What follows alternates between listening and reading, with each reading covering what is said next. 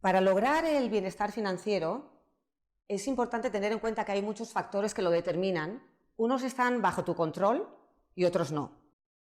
Por ejemplo, tu entorno social y económico está menos bajo tu control, pero tú, por ejemplo, puedes prepararte y aprender cosas de finanzas para tomar decisiones más realistas y que te beneficien.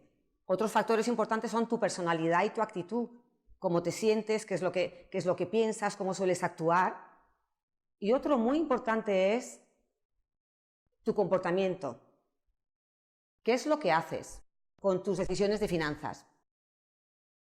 En el tema del comportamiento financiero, podemos pensar en el comportamiento como si fuera una rueda que tiene 6 posibles comportamientos. El primero es determinación de objetivos, qué es lo que quiero lograr.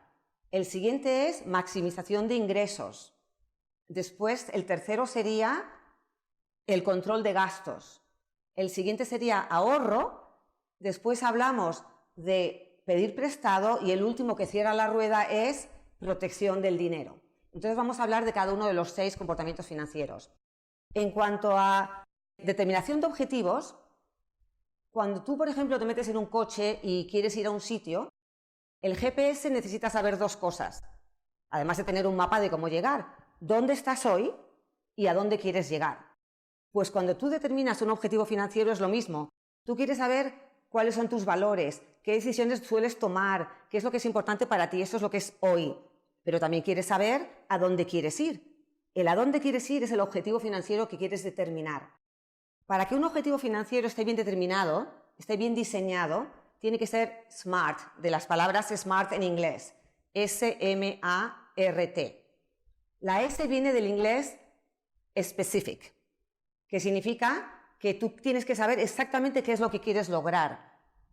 La M viene de la palabra medible. Tienes que ser capaz de saber si lo has logrado o no lo has logrado. La A se refiere a alcanzable. No puedes elegir un comportamiento que simplemente no es realista para ti. La R viene de relevante. Si el comportamiento, el objetivo financiero no es relevante, no lo vas a lograr, porque vas a tirar la toalla en algún momento concreto. Y al final tenemos la T, que significa en el tiempo. Entonces simplemente tú tienes que determinar un tiempo para cuándo vas a lograr tu objetivo.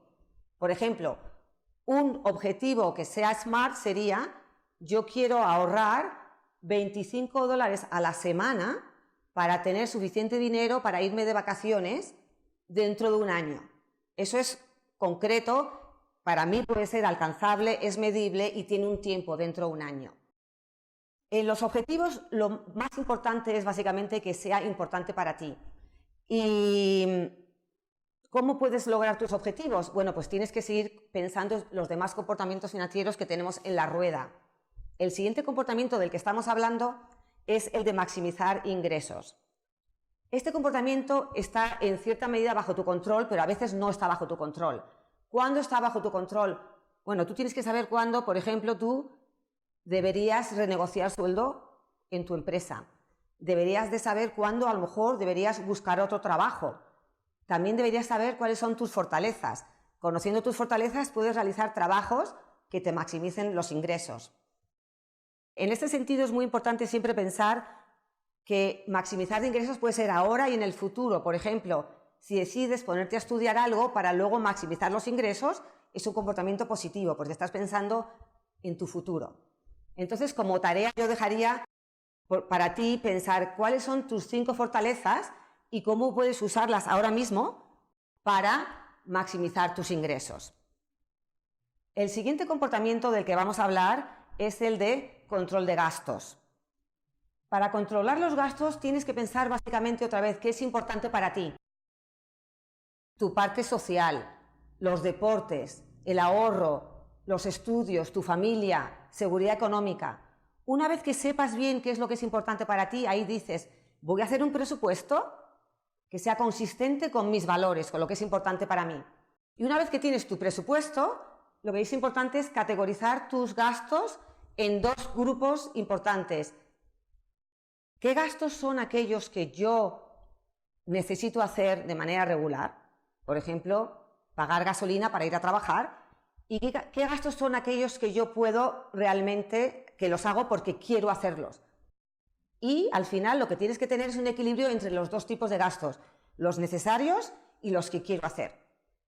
Cuando piensas en los gastos que tú haces porque quieres, como por ejemplo en el caso de una persona puede ser, a mí me gusta salir a tomarme un café cada día de trabajo, 5 días a la semana, tienes que calcular cuánto me cuesta el café, cuántas veces a la semana salgo, cuántos me tomo y al final eso cuánto implica al año.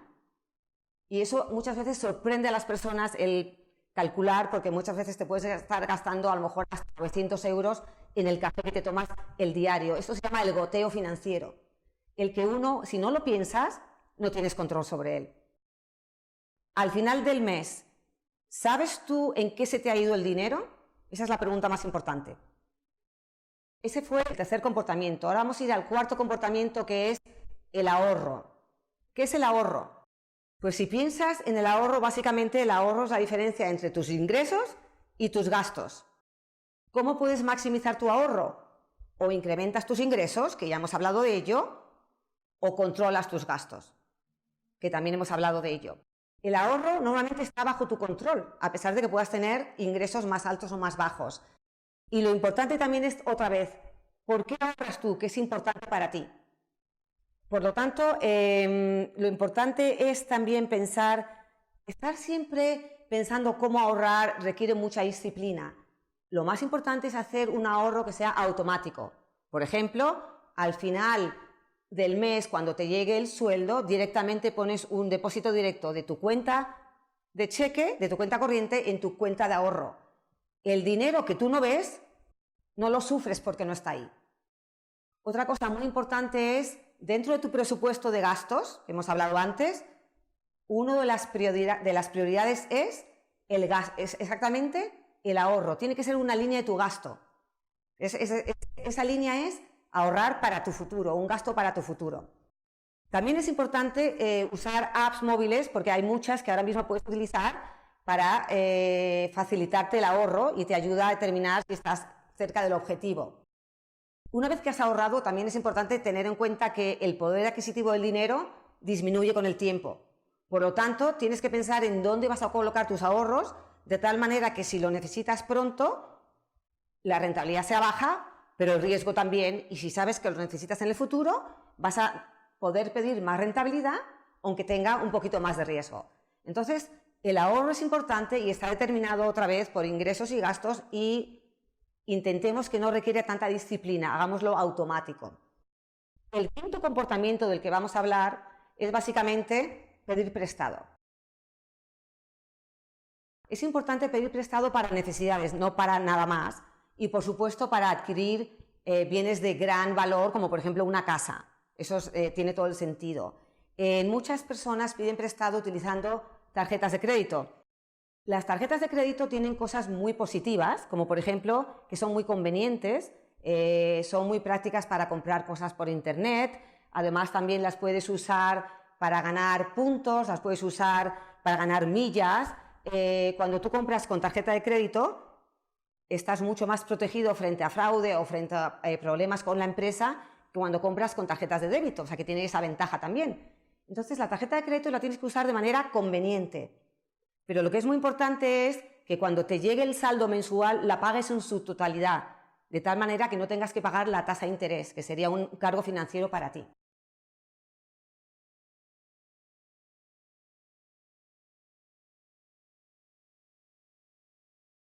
Lo más importante es tener un fondo de emergencias. No importa tu sueldo, es importante tener un fondo de emergencias que cada uno determina es diferente, pero de manera informal suelen decir los expertos que tiene que ir entre 3 y 6 meses de gastos anuales. Este fondo de emergencia te sirve para si de pronto pierdes un trabajo o tienes un problema que necesitas apoyar a alguien de tu familia y no tienes los suficientes ahorros para cumplirlos. La seguridad, la protección también implica el estar protegiendo a mi familia, y esos son los seguros.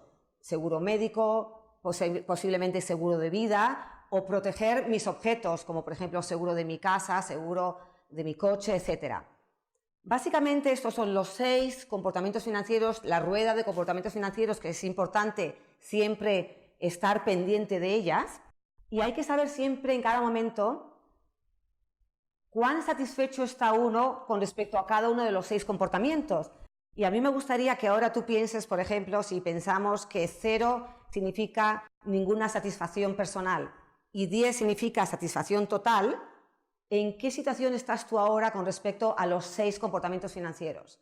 Una vez que has pensado sobre ello, me gustaría que pensaras sobre cuál te quieres enfocar. Elige uno de ellos nada más, el que más te importa ahora mismo, y determina un objetivo que quieres seguir para lograr atacar ese comportamiento financiero y lograr el bienestar, que es lo que hemos empezado hablando al principio de la charla.